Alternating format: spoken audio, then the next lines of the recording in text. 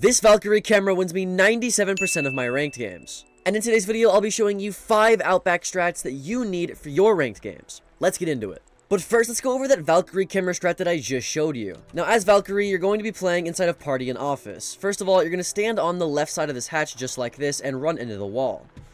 Then you're going to look at the tip of this black flag right here and line it up with the tip of this speaker, just like so. Once you've done that, you can just click and throw your Valkyrie camera. This Valkyrie camera, as you can see, is hidden by the pipes pretty well, but if you get on it, you can actually see anybody inside of the shark hallway, in bull, or on the game's door. Either way, it's a really good camera. And as you can see from the attacker POV, it is almost completely invisible. They will not find this camera at all. Not only do you need a camera for bull, but you also need a camera for garage and office. If you stand inside of office and you throw a camera in this little triangle right here, you can easily get a camera that watches both. This camera, as you can see, watches all of office and the doorways into it, as well as all of garage. And if you land your camera on the actual metal beam instead of the ceiling, you can get a better view of inside of office and watch all of the doorways, including the electrical one over there. It's a very nice camera that gets a lot of information that isn't that easy to spot. As you can see, if I'm just walking around, I really have to be looking at it to notice that it's a Valkyrie camera. It kind of looks like a water fire alarm thing. I don't know. It doesn't look like a Valcam. Now, the only place that we don't have info on is the shark hallway. In order to get this information, though, you can easily throw a Valkyrie camera inside of the light right here. Throwing a Valkyrie camera in any one of the lights that look like this is great, because the grating around the camera makes it to where you can't even shoot the camera whenever you see it. But also, it makes it super hidden, so when you get on the camera, it's not really an issue of them finding it or not. As you can see on this camera, I can see bottom shark, the reception door, I can see top shark, I can see into picnic, all kinds of stuff. This camera's great. Like I said though, you can throw this in any one of the other lights that have a grating on them just like that. It's really nice. As Valkyrie, because these cameras are so close to sight, you really can just sit on site, get on your cameras, and then spot people, and then go and swing people afterwards. That's kind of the whole strat. Just sit on site with your cameras and swing off of the information. Very simple. Something a bit more complicated, though, is this ooziie strat for laundry and piano. Now, if you've watched my channel, you know that I love to use oozies to get inside of bunks like this. And you can actually do this. If you look at the bottom right of the bunk leg like this and throw your ooziie, it should look like this. Then, if you get to the left side and crouch, you should get a vault prompt if you look diagonally at the barricade. Then, you can vault over the ooziie, and now you're inside of the bunk.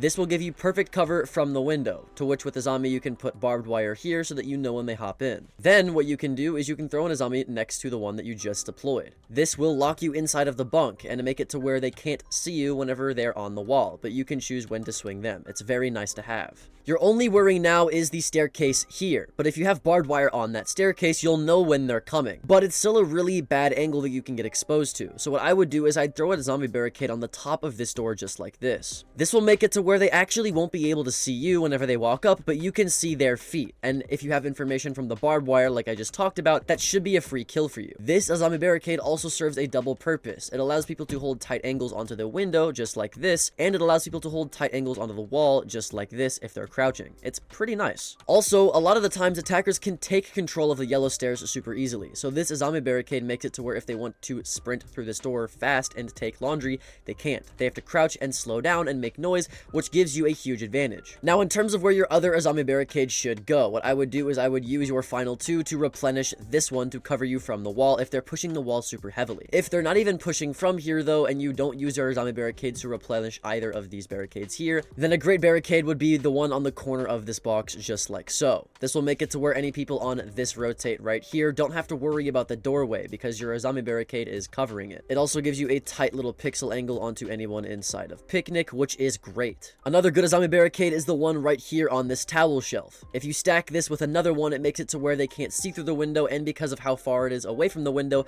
they can't even melee it. So they have to actually get some bulletproof utility to destroy it, and it also eliminates an angle entirely. It's great. But we've talked extensively about defensive strategies. So let's go over this top floor attacking strat with Kali. Now, typically you'll have people bring Thatcher, EMPs, or in this case a Kali to help the thermite open the wall with the explosive lance just like this. The only issue with this strat is if you actually rappel on the balcony and see how many runouts and spawn peaks there are, it's very dangerous to rappel here in the first place. I mean, just look at this. You have 1 runout, 2 runouts, 3 runouts, 4 runouts, 5 runouts, 6 runouts, 7 runouts, 8 runouts from that door, 9 runouts from that window, I mean, there's just a lot of runouts. Oh, there's also a window that I forgot over there too, but that's 10 runouts. That's a lot of runouts for this angle. Luckily though, Kali does bring 2 claymores, so you can at least get rid of 2 of these. And the most common runouts that I see is the first runout from this garage window, which you can easily put a claymore on, and the runout from the bowl window, which you can easily put a claymore on as well. Now that your runouts are covered, you can easily get back on this rappel, where you'll start the strategy.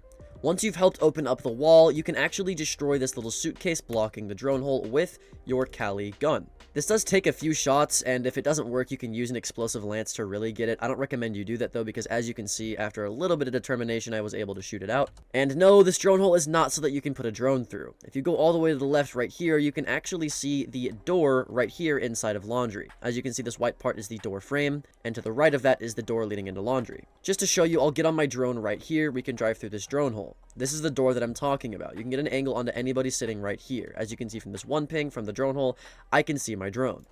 This is a really good angle to hold because a lot of people don't know about this angle. It's very hard to shoot you back due to the metal cover you have right here, and because you're playing Kali, you can easily get a great zoomed in scope to kill anybody due to how easily you can just see them. It's great overall. If you don't like that angle though, you can get behind these 2 refrigerators here and hold a long angle through the window and the door onto anybody trying to rotate outside of dorms. After that, whenever you get into the building, pull out your SMG and get to work because the round's pretty much cut out for you if you get a free kill from the drone hole right there. It's a little bit of a silly strat, but it does actually work sometimes. Something a bit more reliable though is this gridlock strat for attacking picnic. As gridlock, once you've shut out the default camera from spawning over here, you can get your super shorty out and break the barricade just like I did right here. Then you want to get behind this half wall here and get on your drone.